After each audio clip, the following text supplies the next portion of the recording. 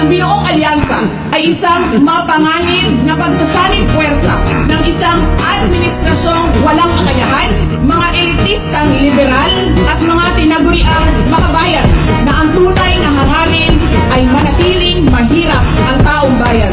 Isang alyansa na handang ibalik tayo sa kadiliman ng narco-politics, sa bangungot ng Typhoon Yolanda, saan ang mga Pilipino ay iniwan sa ulan, sa gutom, at sa kawalang malasakit.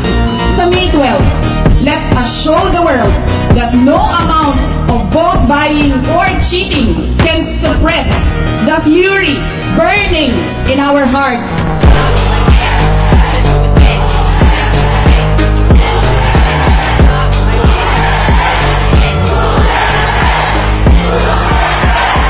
Kailangan natin mag-vote straight sa mga taong magtutuloy ng nasimulan ni Pangulong Duterte. Idiretso natin ang boto.